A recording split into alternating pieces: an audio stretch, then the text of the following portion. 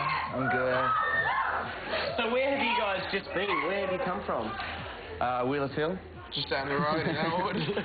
But in other parts of the world, where have you just been? We spent like 3 months in the States and then a few weeks in Europe, like England, Holland and Germany. Was most of that time spent in America, or? Pretty much, yep. We're only in Europe for like 2 weeks or something since, because we've been in America since February. So. Right. What tours were you doing over there? What bands were you touring with? Were you just doing shows by yourself? Most of it was the Offspring tour. We toured with them for like probably a good 2 months or something. Right. Did a few of our own shows, and then in Europe we played a couple of gigs in Silverchair and a couple of our own gigs at like little pubs and stuff. Right. What sort of inroads do you think you're making? I mean, do you hear yourselves on the radio over there, or do you see a little bit of awareness happening? A little bit, mostly in Los Angeles, like in California. Yeah. I read a good review of you guys in Los Angeles. At the Roxy? The Roxy, yeah. It was a good gig, but something, the drum wasn't working or something, but it was a good gig. He's stuck on his kick pedal. Nice. Yeah. Now, so, I mean, but does it feel a bit like you're starting all over again with the US gigs? Is it like, sort of coming back to square one a little bit? Yeah, it was more like that last time, I think, when we first went over, because we just played, when we did the 10 dates on the Warp Tour, we just played absolutely no one. But this time was a little bit more exciting because we had a bit of airplay and we got to play our own gigs in a place like the Roxy, somewhere that I always kind of wanted to play. Yeah, right. So it's sort of a bit more exciting now, I think. And are you getting people in America who are coming to see The Living End?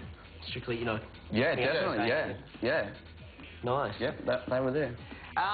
So, I mean, how do you keep up that enthusiasm? I mean, your songs are basically energy-based. I guess if you go over there and you suffocated or whatever, you can, just play the sort of melancholy songs. But, I mean, you guys are going to have that energy. How do you keep that up if you're playing so many shows night after night in different countries? I think we're just still sort of, we're just so hungry to, like, make an impact over there. We're not kind of at the stage where we're like, oh, well, whatever, if it doesn't happen, then it doesn't happen. But we're kind of like, we're really keen for it to sort of happen, so we just play our butts off each night, try to impress. And is it good being, I mean, I know that you were a big fan of rockabilly, etc., and music like the Stray Cats here, but it's sort of like, it's a bit more of a novelty here. How was it being in the US, which is sort of the centre or the home of that music? Were you seeing a lot of it more around you and sort of feeling that culture? I think so. I think it's, well, it is, the culture is definitely stronger with like the Warped Tour and the Hootenanny Tour and stuff that happens every year in the States, which is like got a pretty strong rockabilly kind of flavour. Really? Yeah. But it's not really that much more prominent over there than it is here. Like, there's a couple of cities where, where we found out there's a really strong rockabilly kind of following. What's the strongest sort of where it came from? Probably like Nashville, and places in Tennessee and Texas and stuff. But, even places like Chicago and Seattle and stuff, it's like Melbourne, there's still the little underground core rockabilly scene that's been there forever. Right. But it doesn't seem like it's a hell of a lot stronger over there than it is here. Isn't it an advantage, like if you're doing, say, a band, the Warped Tour shows and you're playing with so many other bands, isn't it an advantage being Australian?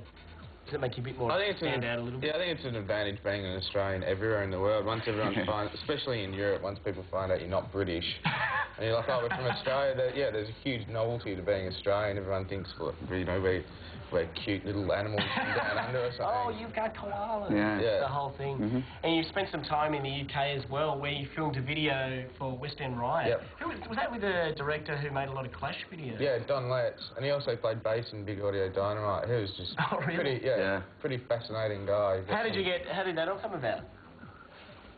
I don't know, but we found him. I think that was just our manager, Ray, just kind of, we were sort of looking around to see who could do it. We wanted to do one overseas.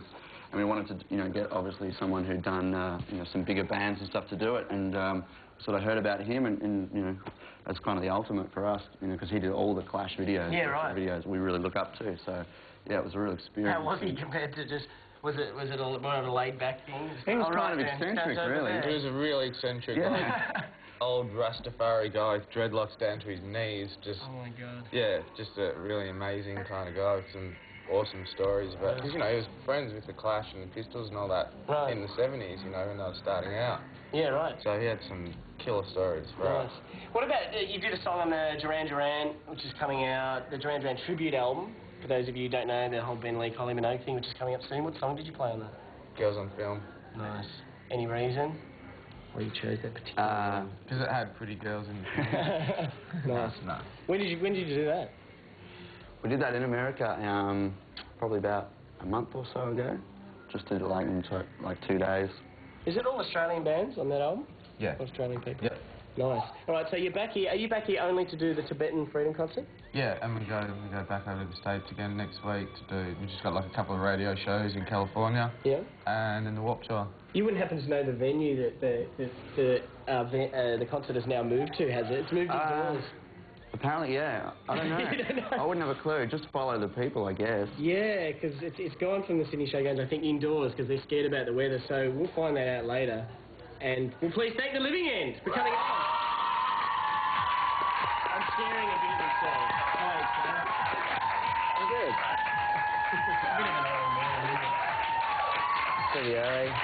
You can throw to the clip if you like. All right. Yep. Do you want me to do it now? Yep. You just got to look at the cue card and just read off it. The Living End, West End Riot. That's coming up. Check that out.